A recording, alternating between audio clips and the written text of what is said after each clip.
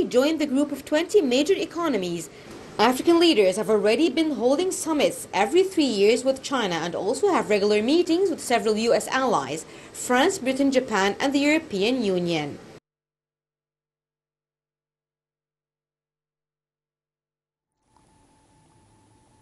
To shed more light on the issue, we are very much delighted to be joined over the phone by Dr. Dorra Faiani, economic expert. Dr. Faiani, good afternoon to you. Hello. Hello, sir. Hello, Madam. Doctor, how do you expect this year's upcoming U.S.-Africa Summit different from the previous editions? Well, there's a lot of reasons why it should be different. Yes. The first is the fact that we had the COP27 in Egypt, and that was a great success for Egypt. Everybody said how well organized it is, and more important, there was a very strong American presence during the COP27 with not just the president, but almost all the cabinet of the American presidency attending, many special events organized, many contacts.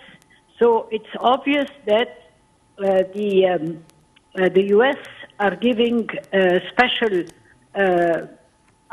preference, and I won't say preference, let's say putting the spotlight on their relation with Egypt. And then there is another very important reason, is that the Chinese managed to have their first China-Arab conference just before the American one. So definitely this meeting is going to be different for those two reasons. Yes. Dr. Faiani, the event is to be held actually shortly after the China-Arab conference in Riyadh. How do you see the reasons for the rivalry here for the expanding of influence in the African continent and the Arab world by the United States and China in the current phase? Well, it is no secret for anyone, because it's in the newspaper since very, very long time, that the U.S. are repositioning their foreign strategy towards the Asia-Pacific and therefore China. Yes. And what we see between Russia and Ukraine are part of this. That being said, the U.S. have been a player in Africa for many years. The big difference is that they have not been colonizing Africa, as there was no imperial presence of the U.S. in Africa, same as for many European countries. But on the other hand, the Chinese presence in Africa is not investment. It's much more long-term contracts and long soft loans. However, it's also known that they are not demanding in terms of human rights and what have you. So the Africans tend to give quite a good ear to the Chinese.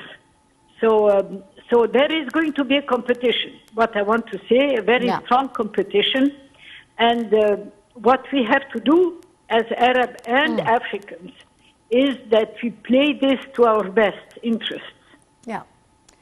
Dr. Faiani, how would you describe here the importance of the African-U.S. ties for both sides? Sorry, I didn't hear your question. How do you see the importance here of the African-American ties for both sides? Well, it is very important. What I would like to mention here, when maybe it is really the third dimension, it is the fact that food and agriculture have really come out as being center stage all over the world, and related to this, the issue of supply chains, of logistics, which are becoming horribly expensive, and which is changing the balance of international trade for food and agriculture.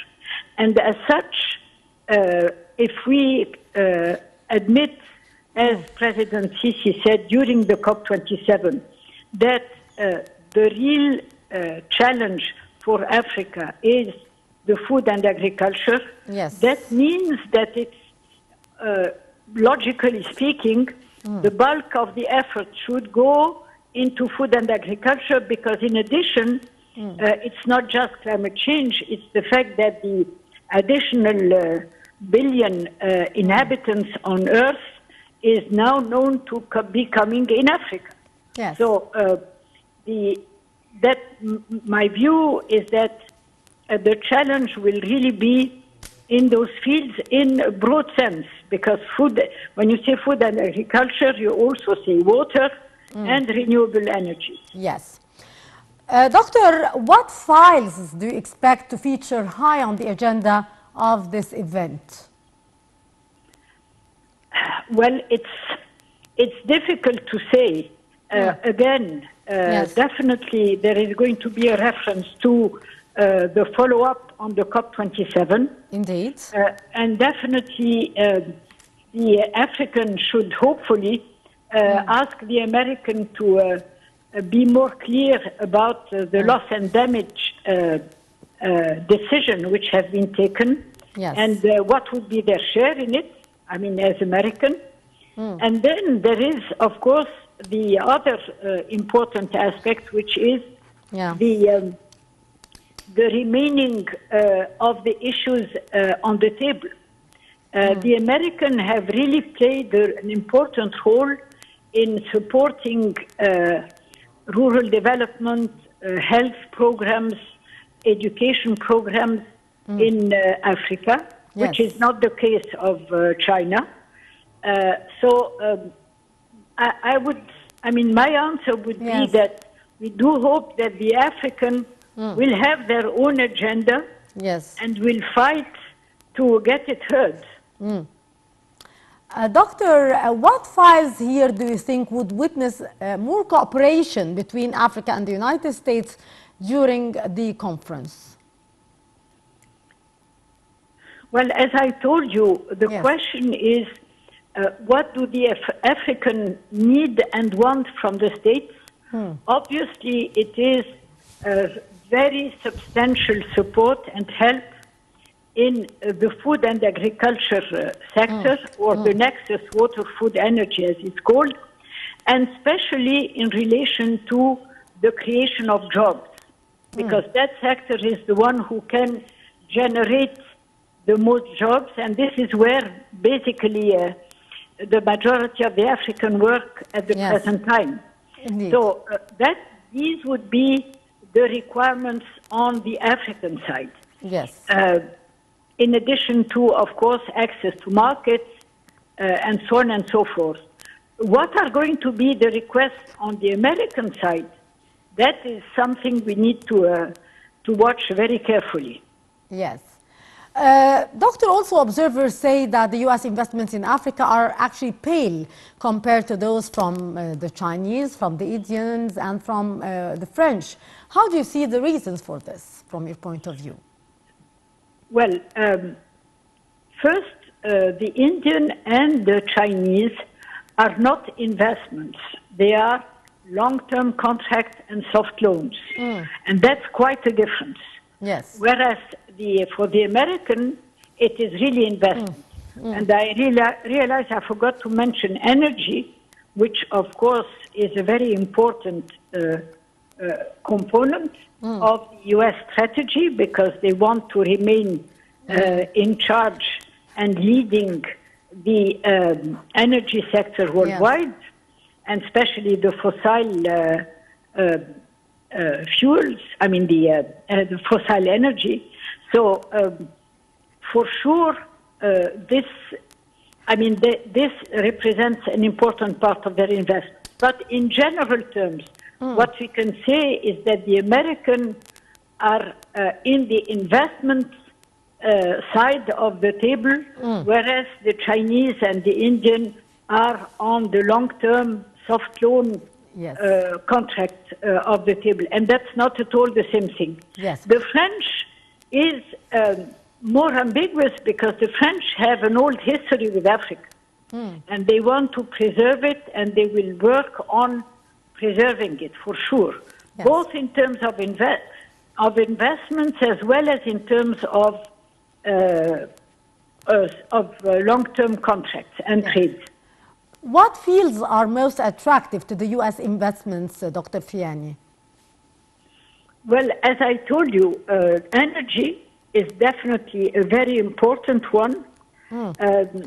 Water as well, because in fact the two are tied together. And the rest will be hopefully based on facilitating the adoption of technologies in food and agriculture, which would be adapted to Africa, because the American model in what is called now climate smart agriculture cannot function in Africa. So we hope that they will understand the opportunity for them to be a pioneer in this field, because they have the means and they have the knowledge. And that would really help many African countries. Yes.